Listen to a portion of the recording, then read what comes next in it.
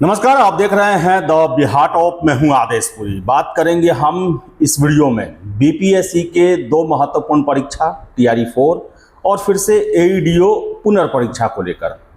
आपको सबसे पहले बता दें कि आज शिक्षा विभाग में जो नए शिक्षा मंत्री हैं वो बिहार में परीक्षाओं को लेकर, आपको बता दें कि टीआरई 4 की जो बहाली हो रही है उसको लेकर आज एक महत्वपूर्ण बैठक कर रहे हैं। अब देखिए शाम तक उसका क्या निर्णय आता है। लेकिन इसके साथ साथ हमने आपको बताया था और समाचार पत्रों में भी खबर आई कि बीपीएससी जो है वो अपने परीक्षा प्रक्रिया में अहम बदलाव करने जा रही है। अब कोई भी एग्ज़ाम सिंगल फेज में नहीं होगा। तो उसी पर हम बात करेंगे, संभावना क्या है, कैसे हो सकता है, क्या क्या बातें चल रही हैं और छात्रों को इसे जानना कितना ज़रूरी है। हमारे साथ है Akhilesh sir, Patna science college में प्रोफेसर हैं, पूर्व में डीएसपी रहे हुए हैं और शिक्षा जगत से काफ़ी करीब से जुड़े हुए हैं, छात्रों को मार्गदर्शन देते रहते हैं। तो इन्हीं से बात करेंगे। सर, टीआरई 4 लंबा चौड़ा आंदोलन हुआ, 20,000 छात्र इकट्ठा हो गए, ज़बरदस्त पिटाई भी उनकी हुई, लेकिन कोई सर टीआरई 4 विज्ञापन को लेकर कोई भी कार्रवाई आगे बढ़ते हुए नहीं दिख रहा सर। सबसे पहले तो आदेश जी आपका धन्यवाद है। देखिए, टीआरई 4 को लेकर के ऐसी बात नहीं है कि कोई बातें आगे नहीं बढ़ रही है। आप अभी तुरंत आपने कहा कि माननीय शिक्षा मंत्री और मुख्यमंत्री का मीटिंग है आज टीआरई 4 को लेकर के। तो ऐसा नहीं, सरकार तो सीरियस है। और इससे कुछ दिन पहले मतलब उनका एक जो बीपीएससी के कंट्रोलर है उनका पॉडकास्ट भी आया था। तो हाँ, ये है कि विलम्ब जरूर हो रहा है। तो मुझे लग रहा है कि जो आंदोलन हुए हैं तो उसका भी असर हुआ है और सरकार इसको इसीलिए आज इतना जल्दी में मीटिंग भी कॉल किया गया है और आज मीटिंग में कुछ न कुछ बातें सामने आएगी। एक बात, और हम लोग इस बात के लिए आशान्वित हैं और सरकार से लगातार आग्रह भी कर रहे हैं कि जो हमारे देश के, हमारे राज्य के लाखों युवा हैं वो बहुत मतलब उम्मीद भरी नज़रों से आपकी तरफ नज़र टिकाए हुए हैं। तो उनके लिए ज़रूर आप जल्दी से जल्दी, हमने कई बार मतलब अपने ट्वीट के माध्यम से माननीय शिक्षा मंत्री से आग्रह किया है कि प्रायोरिटी में इसको रख के, क्योंकि बिहार में टीआरई को लेकर के आप देखेंगे तो पिछले 1.5 साल 2 साल से बातें चल रही हैं और अभी तक कुछ ग्राउंड पे आ नहीं रहा है। छात्र भी काफ़ी परेशान हैं और स्वाभाविक है उनका परेशानी। अगर उनकी जगह पे हम होते तो हम भी परेशान होते, क्योंकि हर आदमी चाहता है कि मुझे नौकरी मिले। बिहार जैसे स्टेट में जहाँ नौकरी के लिए बहुत साल लोग बिताते हैं। और मान लीजिए कि टीआरई बच्चों का आप देखिए कि पहले उन्होंने बीएड किया, ग्रेजुएट हुए, बीएड किया, बीएड करने के बाद जो सीटेट टेस्ट होता है वो परीक्षा दिए, तो वो लगातार प्रयासरत हैं और वैकेंसी आ नहीं रही है। तो उनके अंदर एक बेचैनी है, एक छटपटाहट है। तो सरकार जितना जल्दी उसको बहाली निकालेंगे उतना अच्छा होगा। और माननीय शिक्षा मंत्री के लिए तो एक बहुत बड़ा मौका है कि बिहार के युवाओं के मतलब दिल में अपना जगह बना सकते हैं वो। अगर वो जल्दी से बहाली निकालेंगे और इनको जल्दी क्लोज करेंगे तो सब दिन के लिए उनका एक इकबाल कायम हो जाएगा। जो पिछली 3 बहालियां होगी टीआरई 1, 2, 3, इसमें सरकार का काफ़ी नाम हुआ, लाखों बच्चे। सर एक और प्रश्न है सर, इसमें सुधार की भी बातें कही जा रही हैं कि मेंस भी लाया जाए, लेकिन आंदोलन 8 तारीख को था। मैंने सैकड़ों छात्रों से बात किया, उनका कहना है कि भाई हम तो परीक्षा पास कर करके ही कैंडिडेट बने हैं। बीएड पास किए, फिर सीटेट या स्टेट पास किए और फिर पीटी के जगह एक और मेंस देने का सर क्या मतलब है? देखिए मतलब जिस तरह से पेपर लीक हो रहे हैं तो आयोग भी तरह तरह का उपाय लगा रहा है। मतलब अब देखेंगे कि अभी हाल में नीट को लेकर के जो राजस्थान से मामला हुआ है, हम लोगों ने अखबार में पढ़ा है उसको। तो अब चूंकि ऑब्जेक्टिव नेचर में थोड़ा ज़्यादा रिस्क रहता है और ज़्यादा आसान है, किसी को भी 2 लेयर में एग्ज़ाम होगा तो वहाँ पे मतलब कर पाना कंपैरेटिवली टफ होगा। तो 1 लेयर का एग्ज़ाम है तो वहाँ पे अगर मान लीजिए किसी भी कारण से अगर जो कदाचार करने वाले लोग हैं वो सक्सेस हो जाते हैं तो उनकी बल्ले बल्ले है। लेकिन आयोग चाहता है कि वो परीक्षाएं कदाचार मुक्त हो। इसके लिए आप देखेंगे कि डिजिटली भी और जो आधुनिक तकनीक है उसको लेकर के भी बहुत वो उपाय लगाते रहते हैं ताकि मतलब जैमर लगाओ, ये करो, वाटरमार्क करो, मतलब different types of digital lock से लेके वीडियोग्राफी और बायोमेट्रिक, मतलब तमाम तरह का जो भी समझ में आता है आधुनिक टाइम में कि कैसे हम कदाचार को रोकें, वो सारा उपाय आयोग के द्वारा किया जाता है। अब ये है कि इसी में अगर मान लीजिए कि उनका एक सोच है कि अगर हम 2 लेयर में एग्ज़ाम लेंगे तो हम कदाचार पे ज़्यादा कंट्रोल कर पाएंगे।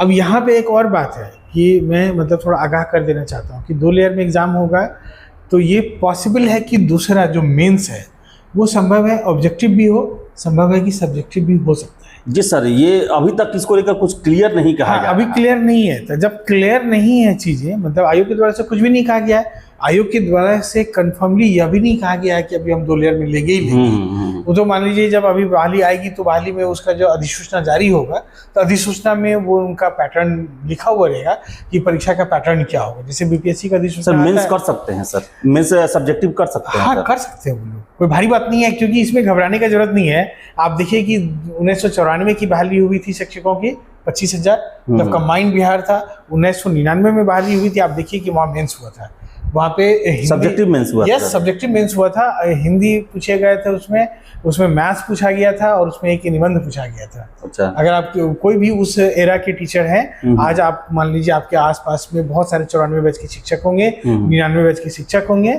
तो आप देखे होंगे, उनसे पूछ लीजिए कि वो लोग मेंस देके आए थे। प्री हुआ था ऑब्जेक्टिव और मेंस हुआ था सब्जेक्टिव, क्योंकि तब हम लोग हाई स्कूल में पढ़ रहे थे तो हमारे घर परिवार के कई लोगों ने परीक्षा दिया था, तो मुझे पता है इस बारे में। तो सर ये तो उसी पैटर्न को ये लोग लागू कर सकते हैं वापस से, मतलब कि 94 अच्छा इसको लागू किया जा सकता है। पहले हो चुका है ना, वो मान लीजिए ऑलरेडी डन है। तो जो चीजें पहले हो चुका है तो उसको कर सकते हैं तो इनकार नहीं कर सकते, एकदम इनकार नहीं किया जा सकता। इसलिए अभ्यर्थियों को अपना जो अध्ययन है इस समय में आप उस तरीके से पढ़िए कि अगर सब्जेक्टिव एग्जाम हो जाता है तो उस कंडीशन में आप मतलब, क्योंकि अगर आप चाहें ना चाहें उससे बहुत फर्क नहीं पड़ेगा।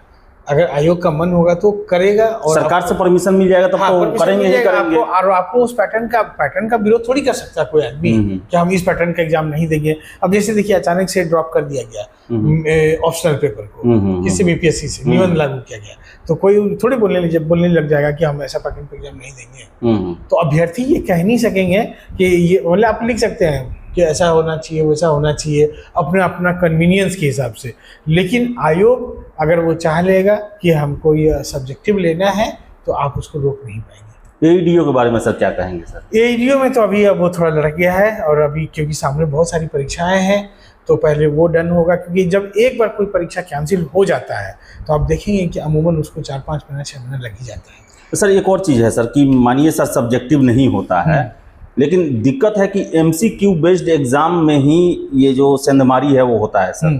तो क्या सर वैसे प्रश्न नहीं किए जा सकते हैं, संभावना से हम बात कर रहे हैं, जैसे एईडीओ में पूछे गए, जो कि चैट जीपीटी और इस सब से भी आप उसको खोज ना सके, उसको आपको उसी समय पढ़ के सॉल्व करना पड़ेगा। देखिए जब अगर क्वेश्चन का स्तर बढ़ा दिया जाए ना तो बहुत सारा चीज तो अपने आप मतलब कंट्रोल में आ जाएगा।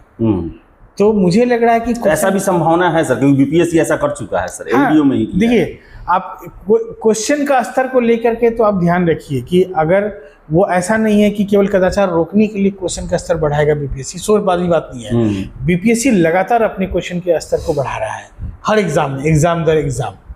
डीएसओ जैसे एग्जाम में उन्होंने मतलब बहुत हाई स्टैंडर्ड पे सवाल पूछा। और आप अभी एईडीओ में देखे होंगे कि क्वेश्चन का जो एमसीक्यू ही है लेकिन क्वेश्चन का स्तर बहुत बढ़िया है। उसके बाद जो 71वीं मेंस हुआ तो उसमें आप इवन लैंग्वेज देखिए तो लैंग्वेज भी कितना मार्वेलस है, कितना मतलब वो आसान नहीं है, आपको पढ़ के अच्छे से समझना होगा।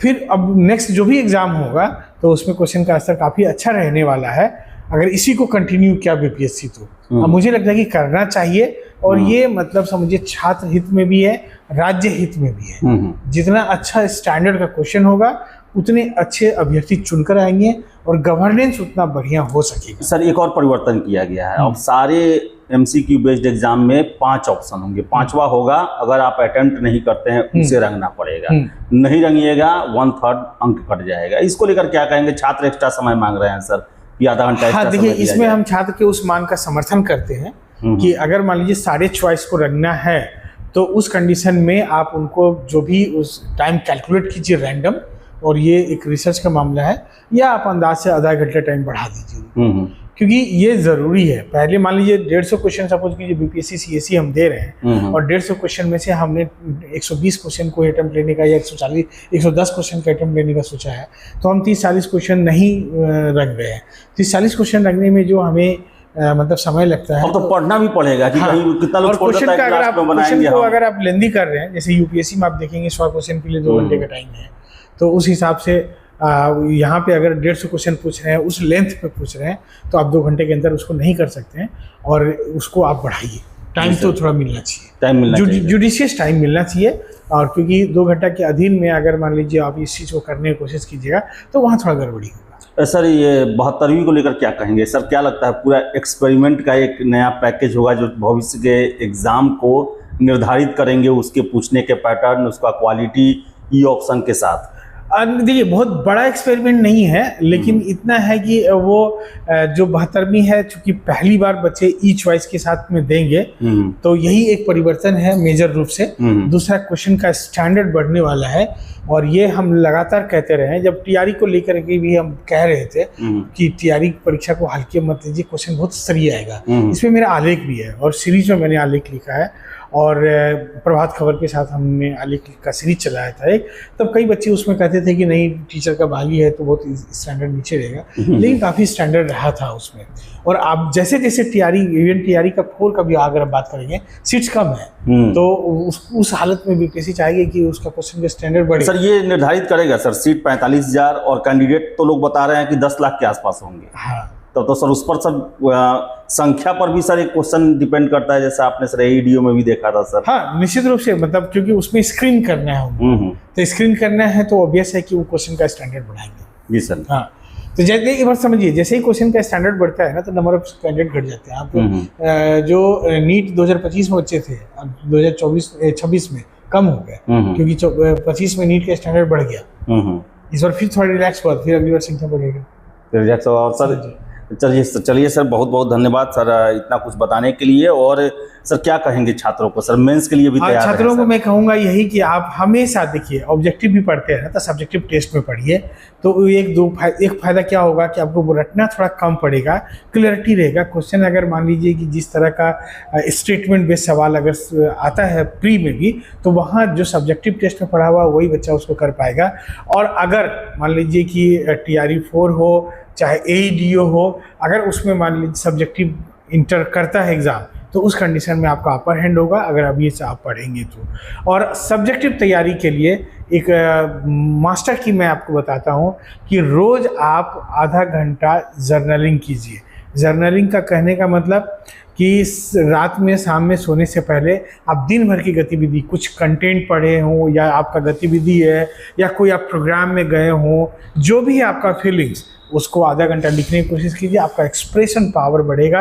जब एक्सप्रेशन पावर बढ़ेगा तो कंटेंट अगर आपके पास है तो आप अपने आप को एक्सप्रेस कर लीजिएगा। सर क्या लग रहा है सर, मेरिट सर मेंस पे ही बनेगा आप सर, चाहे टीआरई हो या अगर देखिए मेंस अगर एग्जाम होगा तो ऑब्वियस मेंस पे ही बनेगा, क्योंकि पीटी केवल क्वालिफाइंग होगा। पीटी केवल क्वालिफाइंग हो जाएगा, तो एकदम तय है। तो इसलिए मेंस को बहुत फोकस करना पड़ेगा। फाइनल गो थ्रू, जैसे अभी बीपीएससी में क्या हो रहा है कि वही बच्चा ऑफिसर बन रहा है जिसका मेंस तगड़ा है, प्री तो गेट पास है उसके लिए, गेट पास क्रॉस कर गए तो आप मेंस ही डिसाइड करेगा, रैंक भी डिसाइड करेगा वही, और आपका मतलब कार्डर भी वही डिसाइड करेगा। अच्छा रैंक आएगा तो आपको चॉइस कार्डर मिलेगा, और आप फाइनल सेलेक्ट होंगे कि नहीं होंगे वो मेंस पे डिपेंड करता है। विरोध क्यों हो रहा है सर इतना छात्र? हम एक सुर से कह रहे हैं कि नहीं चाहिए। देखिए विरोध क्या हो रहा है ना, एक तो 2-3 रीजन है इसके। बच्चे यहाँ समझते नहीं है और यूट्यूबर्स के पीछे बहुत भागते हैं। उनको ट्रेंड किया गया है दिमाग रूप से कि ऑब्जेक्टिव पढ़ो, ऑब्जेक्टिव पढ़ो।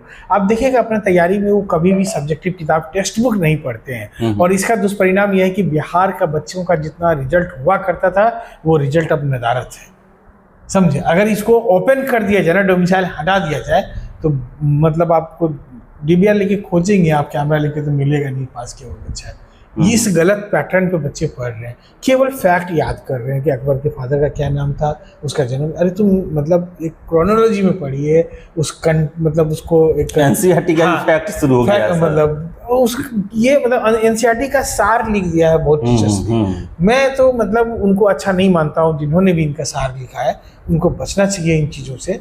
आप गलत पैटर्न की तरफ बच्चों को लेके जा रहे हैं और आप जनरेशन को ख़राब कर रहे हैं, और बच्चे को थोड़ा समझ में नहीं आता है। आप देखिए केवल ऑब्जेक्टिव कंटेंट पढ़ने का बहुत तरह का दुष्परिणाम है। और इसके लिए तो मान लीजिए हम लोग अलग से कभी एक बार डिस्कस करेंगे, क्योंकि कितना प्रकार का दुष्परिणाम आप अंदाजा नहीं लगा सकते। जी सर, जी सर। वो गवर्नेंस में भी उसका असर सीधा दिखता है। जो बुरा असर है वो दिखता है। उसका ऑफिस में वो काम करने जाएगा, वहाँ भी उसका बुरा असर दिखेगा। जी सर। तो चलिए अखिलेश सर, बहुत बहुत धन्यवाद। और आपको बता दें कि आज अहम बैठक है।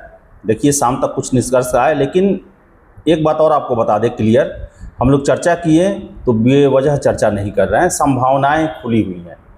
2 फेज़ में एग्ज़ाम लेने को बीपीएससी मन बना चुकी है। सरकार के पास अपना जो है वो ज्ञापन सौंप चुके हैं और संभावना है कि सरकार इसे स्वीकार भी कर ले। जिस तरह पेपर लीक हो रहा अभी, उसको ध्यान में रखते हुए सरकार भी रिस्क ना ले। इसके अलावा मेंस जो होगा आपका एमसीक्यू में ही ज़्यादा सेंधमारी होती है, आसान होता है पेपर लीक करना। तो हो सकता है कि मेंस सब्जेक्टिव किया जाए, या फिर उसका कुछ पोर्शन सब्जेक्टिव किया जाए, या फिर प्रश्न ऐसे पूछे जाएं जिसे आप इंटरनेट या चैट जीपीटी के भरोसे भी आप सॉल्व ना कर पाएँ। उसको आप एग्जामिनेशन हॉल में ही अपने बुद्धि और समझ के हिसाब से सॉल्व कर सकते हैं। तो सब के लिए आप तैयार रहें। कंपटीशन टफ होते जा रहा है, कैंडिडेट बढ़ते जा रहे हैं और परीक्षाओं को अपवित्र करने का भी प्रयास चल रहा है, जिसको लेकर ये सारे काम किए जा रहे हैं। तो देखिए अब क्या आगे फर्दर जो है इसमें और इन्फॉर्मेशन आता है। हर एक अपडेट आपको हम देते रहे हैं, आगे भी देते रहेंगे। तो फिलहाल इस वीडियो में इतना ही। वीडियो पसंद आए लाइक शेयर करें, हमारे चैनल द बिहार टॉप को सब्सक्राइब जरूर कर लें। धन्यवाद।